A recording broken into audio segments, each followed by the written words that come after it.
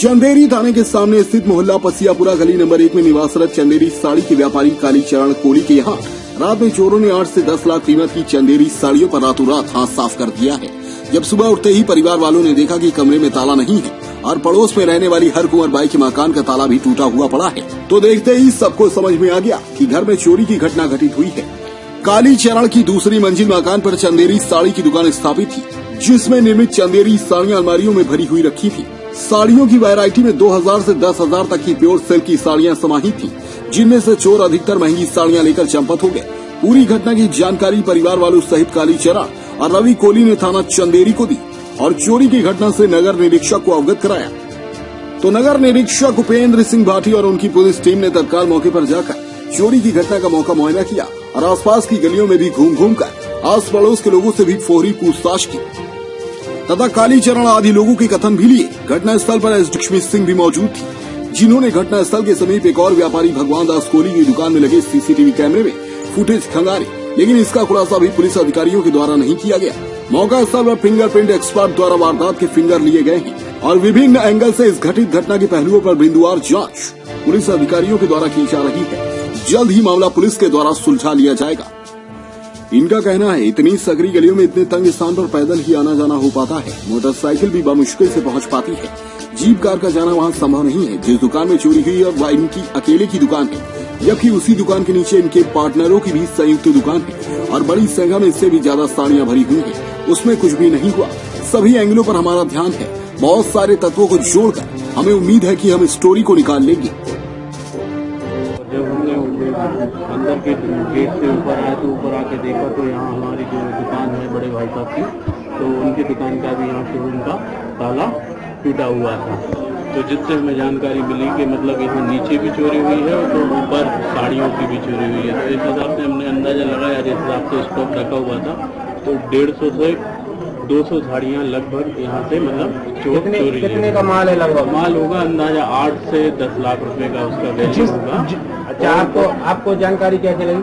हमें जानकारी मतलब यही सुबह उठने के बाद ही जानकारी मिली कि इस तरह की घटना हो गई है। और कोई नहीं था नहीं क्या? यहाँ पर कोई नहीं सोता है। एक्चुअली क्या है, नीचे जो बड़ी मम्मी थी वो शादी में गई थी, तो वहाँ से लोग चोर ऊपर आए। ये तो शोरूम था, यहाँ तो लॉक हमेशा ही रहता था, तो ऐसी आज तक कोई ऐसी घटना सुनने में नहीं आई। और जिस हिसाब से ये चोरी हुई है वो भी देखने लायक है। मतलब चोरी का माल केवल हाई रेंज की साड़ियाँ गई हैं, भारी साड़ियाँ गई हैं, हल्की साड़ियाँ चोर मतलब नीचे छोड़ के चला गया है। आपको तो नहीं कर सके? नहीं, इस हिसाब का शक अपन किस पे लगा सकते हैं? मतलब अपन तो यही अपन एक रिपोर्ट डाल सकते हैं, उस आधार पे अपन काम करेंगे आगे। चोरी का अंदाजा कुछ कितने बजे करीब हुई है? ये अंदाजा मेरे हिसाब से जो तेज बारिश हो रही थी तो उसी दौरान ये चोरी हुई थी। 12-1 बजे तक तो काली भाई बाहर ही सो रहे थे, तो जैसे ही बारिश आई वो अंदर गए, तो मुझे लगता है उसी दौरान में ये घटना घटी है। तो आपका नाम? मेरा नाम रविशंकर कोली है। पूरा विवरण अभी हमें डिटेल में देंगे, उसके आकलन के बाद ये हम अनुमान आपको एक्यूरेट बता सकेंगे कितनी साड़ी और कितनी कीमत की है। लेकिन नकब देने की वारदात है, बड़ी वारदात है, गंभीर वारदात है, इसको हमने संज्ञान लिया है। फिंगरप्रिंट एक्सपर्ट ने कुछ फिंगरप्रिंट किए हैं, उसमें रिवर्स फिंगरप्रिंट और फ्रंट के मिले हैं। उसके आधार पे और जो आसपास की गतिविधियों के बारे में जानकारी मिली है, उनके व्यवसाय के बारे में, उनके बिजनेस के बारे में काफ़ी डिटेल जानकारी ली है और ले रहे हैं। और पहले भी जो ललितपुर में और आसपास इस टाइप की वारदातें हुई हैं, उनको उनके मद्देनज़र ये जांच पड़ताल जारी रहेगी। इनका ये कहना है और ये सामान्य धारणा है कि चोरियों की, जबकि साड़ियों की चोरी होती है तो वो पैटर्न उसका हर एक मालिक का अलग होता है, जो उसको पहचान सकता है। अपनी बनाई हुई साड़ी को अलग से सेग्रीगेट कर पहचान सकता है। कितनी भी साड़ियाँ रखी हों उसमें अपनी बनाई हुई साड़ी पहचान है। सर एक और सर, वहाँ के नागरिकों ने सर में रहता है जी, लेकिन ज़्यादा इम्पोर्टेंट केंद्रों पे ज़्यादा फोकस करते हैं। ये इतनी सकरी गलियों में और इतने तंग स्थान पे ये है कि वहाँ पैदल ही आना जाना होता है, मोटरसाइकिल भी बहुत मुश्किल आती जाती है। तो यहाँ गाड़ी, हाँ, कार, जीप का तो जाना वहाँ मुमकिन नहीं है, वहाँ पैदल गश्त करने वालों को ही पहुँचाया जा सकता है। तो इस पर भी ध्यान दिया जाएगा, अभी भी ध्यान दिया जाता है।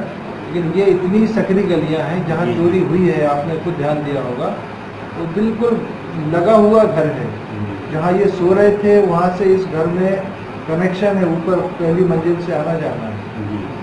तो ये बहुत सारे तथ्यों को जोड़ के हमें उम्मीद है कि हम इस चोरी को निकाल लेंगे। सर इसमें बीमा वगैरह का कोई था क्या?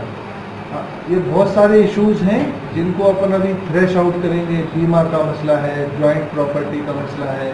जिस दुकान में चोरी हुई है वो इनकी अकेले की है, जबकि नीचे ज़्यादा बड़ी संख्या में ज़्यादा कीमती साड़ियाँ जॉइंट जो दुकान थी, संयुक्त 4 पार्टनर्स की, उसमें कुछ नहीं हुआ है। जबकि ऊपर जाने के लिए उसको 2 ताले तोड़ने पड़े। एक ताला तो गायब है, वो टूटा भी है या चाबी से खोला गया है, ये एक जांच की जा रही है। तो इससे बहुत सारे एंगल्स पे हमारा ध्यान है, वो हम अभी। अपने आसपास की हर छोटी बड़ी खबर देखने के लिए हमारे चैनल पुलिस ब्यूरोक्रेट्स न्यूज को बेल आइकन दबाकर सब्सक्राइब करें, जिससे आपको हर खबर समय से मिलती रहे। अधिक जानकारी के लिए हमसे संपर्क करें। हमारे कॉन्टैक्ट नंबर हैं 9039011886 एवं 9770229999।